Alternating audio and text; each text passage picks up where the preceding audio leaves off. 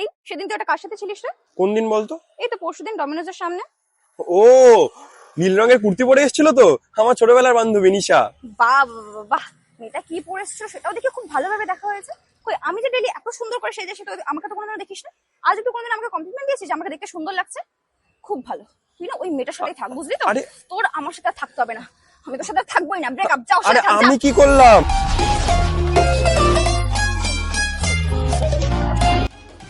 এই শোন না, বলো। I love you. মিটু। এই মিঠুটা কি রে?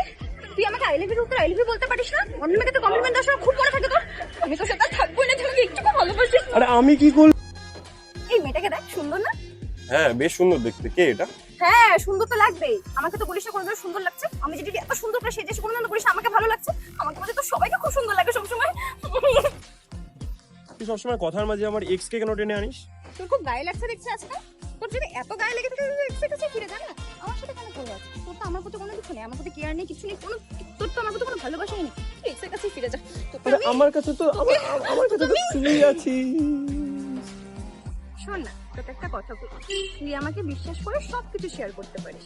আমি তো তোর গার্লফ্রেন্ড রেখে তোর একটা ভালো বন্ধু, বল। তুই আমি সবকিছু শেয়ার করতে পারিস, আমি কিচ্ছু মনে করবো না। সত্যি? হ্যাঁ সত্যি, বল না।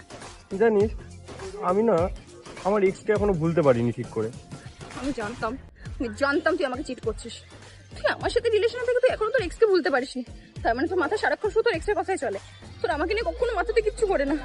তুই ওকে এখনো ভালোবাসিস তাই না? সত্যি করে বল। আরে সত্যি করে বল। আরে আমি তো তোকে আমি আজকে খুনি করবো। আরে আমি তোকে কখন চিট করলাম? আমার রাগ হচ্ছে, তুই ছাড়।